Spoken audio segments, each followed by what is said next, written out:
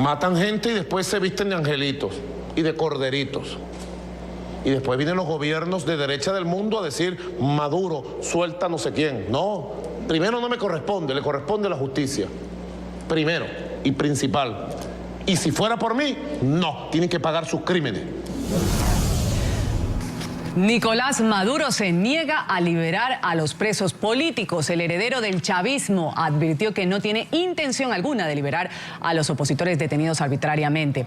Precisó que la decisión de su libertad le corresponde a la justicia, una justicia que ha sido cuestionada por sentencias que parecen responder más a los intereses y presiones del régimen que a la Constitución o al respeto por los derechos humanos.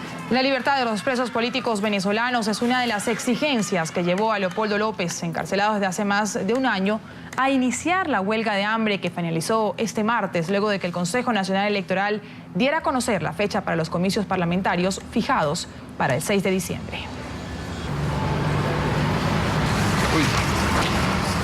En la mañana de NTN 24 tenemos siempre a los protagonistas de la noticia, 5:08 en San Francisco, California. Vamos a saludar a esta hora, darle los buenos días a Leopoldo López Gil, padre del líder opositor Leopoldo López. Señor López, bienvenido a la mañana de NTN 24. Gracias por atendernos a esta hora de la mañana para usted.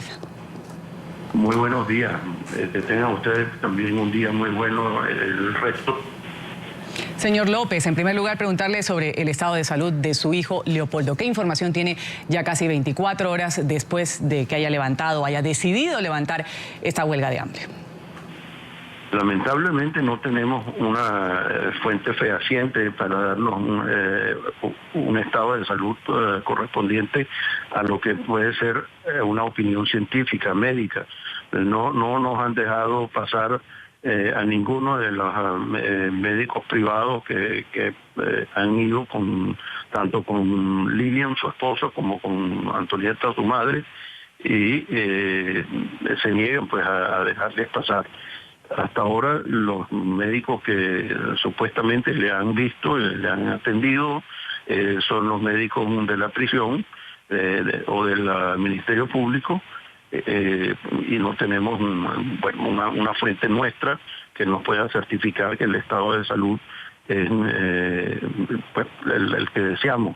Sin embargo, a través de sus abogados sabemos que en conversación se está conversando de una forma muy clara, fuerte, relativamente, pues después de 30 días de hambre, pues lógicamente no tiene la misma energía que tendría normalmente. Sin embargo, ellos aprecian que tiene unas condiciones de fortaleza, sobre todo fortaleza moral, extraordinaria. Ahora, señor López, ¿qué medidas va a tomar la familia para garantizar que su hijo reciba la atención médica que necesita para que sea evaluado por una comisión médica que determine realmente los efectos de la huelga de hambre en su salud?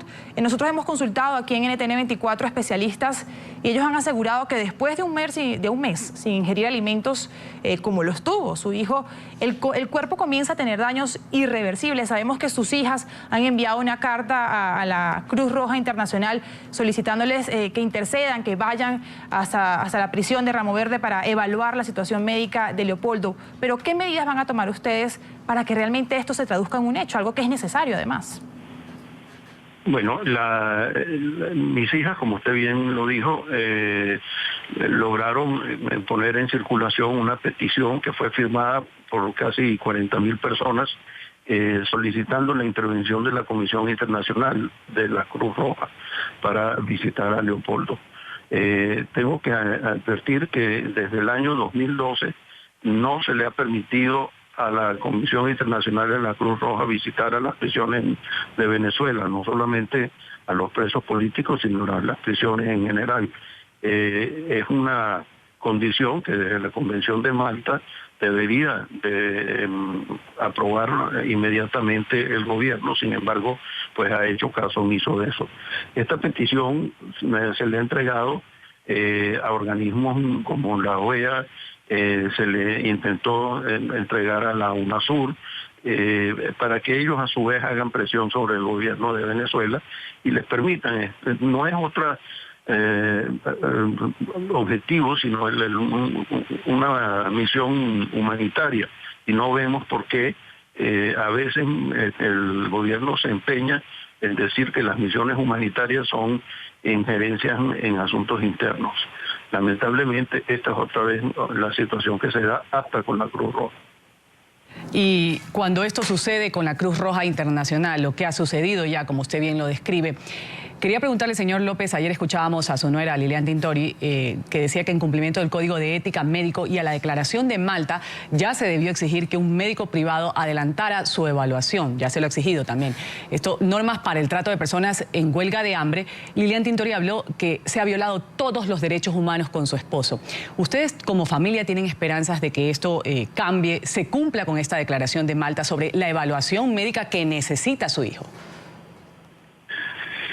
Yo espero que sí, porque, repito, es simplemente una decisión, un cumplimiento, pues, en virtud de los tratados aceptados por Venezuela.